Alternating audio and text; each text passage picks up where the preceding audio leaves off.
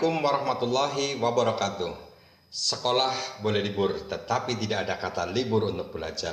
Dan ingat, tetap jaga kesehatan dalam kondisi apapun. Oke, pada pertemuan kali ini kita akan membahas tentang sistem regulasi. Seperti minggu yang lalu sudah saya sampaikan bahwa sistem regulasi itu ada tiga, yaitu ada sistem saraf, sistem hormon, dan sistem indera. Untuk pertemuan kali ini kita akan membahas sistem endokrin, yaitu tujuan dari pembelajaran ini, ya, ingat bahwa tujuan dari pembelajaran ini kalian harus bisa menganalisis beberapa jenis hormon yang dihasilkan oleh kelenjar endokrin. Oke, satu persatu kita akan membahas tentang sistem endokrin. Nah, sistem endokrin adalah salah satu bagian dari sistem regulasi yang mengatur aktivitas tubuhnya melalui hormon secara lambat, ya. Jadi saya ulangi lagi, sistem endokrin adalah salah satu bagian dari sistem regulasi yang mengatur aktivitas tubuh melalui hormon secara lambat. Berbicara masalah hormon, hormon itu adalah senyawa kimia yang dihasilkan oleh kelenjar endokrin dan bekerja pada organ targetnya. Jadi ada organ targetnya, itu kerja dari hormon. Di dalam tubuh kita terdapat dua macam kelenjar, yaitu kelenjar endokrin dan eksokrin. Tentunya kalian sudah familiar dengan istilah endo dan ekso. Nah, perbedaannya, kelenjar endokrin itu adalah kelenjar penghasil hormon yang tidak memiliki saluran pembuangan atau disebut sebagai kelenjar buntu. Nah, terus bagaimana dia proses saluran pembuangannya? Jadi masuk dalam sistem peredaran darah.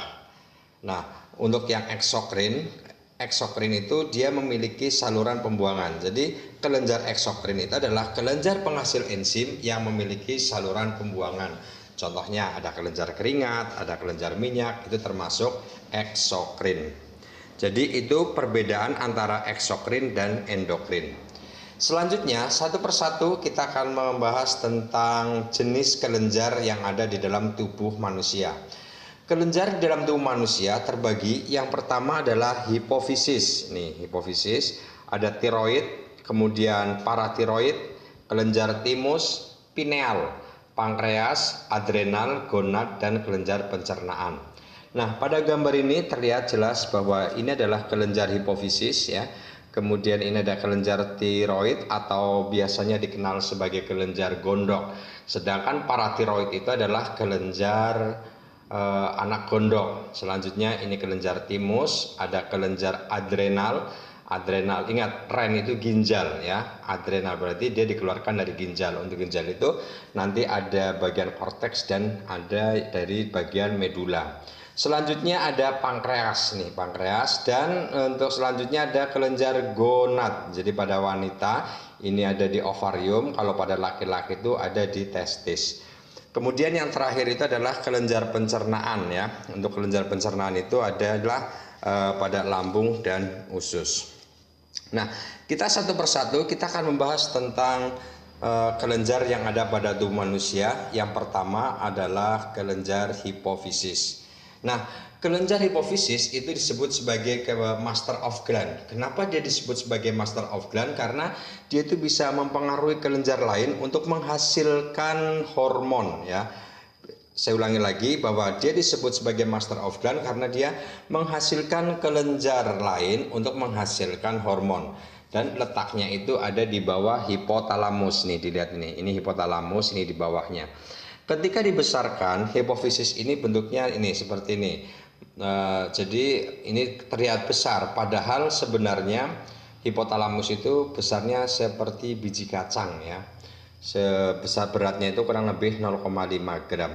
Oke, itu hipotalamus. Dan ingat bahwa hipotalamus itu terbagi menjadi 3 bagian atau 3 lobus. Ini bagian anterior, kemudian ini ada bagian tengah, intermediate, dan selanjutnya ini adalah posterior. Dan masing-masing dari lobus, masing-masing dari bagian ini menghasilkan hormon yang berbeda-beda. Untuk memudahkan, saya buat sebuah tabel nih. Jadi ada tabel anterior, ada TSH, kemudian ACTH anterior, FSH dan prolaktin, kemudian ini ada intermediate dan ada posterior. Nah, yang pertama anterior. Jadi pada bagian anterior itu menghasilkan hormon GH, Hormon GH itu adalah hormon yang menstimulus atau merangsang pertumbuhan dan perkembangan sel. Karena dia merangsang pertumbuhan sel, maka dia disebut sebagai hormon pertumbuhan. Nah, selanjutnya ada TSH, thyroid stimulating hormone. Thyroid stimulating hormone itu adalah untuk merangsang kelenjar tiroid untuk menghasilkan hormon. Dan yang ketiga ada ACTH, ini singkatannya adrenocorticotropic hormone, untuk merangsang kelenjar adrenal untuk menghasilkan hormon. Dan yang keempat ini ada GTH atau gonadotropik. Nah, hormon gonadotropik atau hormon kelamin ini menghasilkan dua hormon, yaitu FSH dan LH. FSH pada laki-laki dan pada perempuan itu berbeda. Kalau LH pada wanita itu untuk merangsang terjadinya ovulasi, sedangkan pada laki-laki itu untuk merangsang testis menghasilkan hormon namanya testosteron. Kemudian untuk yang FSH pada perempuan itu berfungsi untuk merangsang folikel ketika sebelum terjadinya ovulasi. Selanjutnya pada laki-laki FSH itu untuk merangsang pembentukan sel sperma. Nah, yang terakhir pada bagian anterior itu ada hormon prolaktin ya. Prolaktin itu sudah nggak asing ya, prolaktin. Kayak sepertinya ada susu itu, susu prolaktin ya. Nah, berarti prolaktin itu adalah untuk merangsang produksi air susu ya, ASI. Nah, itu bagian anterior. Selanjutnya yang kedua adalah bagian intermediate. Intermediate itu bagian tengah. Dia menghasilkan hormon MSH, melanocyte stimulating hormone, melanin ya, yaitu merangsang pembentukan pigmen kulit. Kemudian endorfin itu merespon stres pada tubuh kita. Kemudian yang terakhir pada bagian posterior itu terdapat hormon namanya ADH. Hormon ADH antidiuretik. Pada pertemuan yang lalu pada sistem ekskresi ada hormon ADH, di mana hormon ADH itu adalah untuk mengontrol keluarnya urin, sehingga kalau tidak ada hormon ADH kena penyakit sering ngompol. Dalam istilah kedokteran itu adalah diabetes insipidus. Jadi sekali lagi posterior itu menghasilkan hormon ADH dan oksitosin. Nah, oksitosin itu adalah hormon yang merangsang kontraksi uterus. Jadi pada saat ibu yang mau melahirkan itu biasanya dia sebelum bayi itu keluar dari rahim itu akan dikeluarkan hormon oksitosin agar terjadi kontraksi pada rahim sehingga nantinya bayi itu bisa keluar. Nah, itu 3 dari bagian hipofisis dan hormon-hormon yang dihasilkannya ya. Diingat kembali ya. Jadi perhatikan untuk hipofisis itu ada anterior, intermediate dan posterior dan hormon-hormonnya.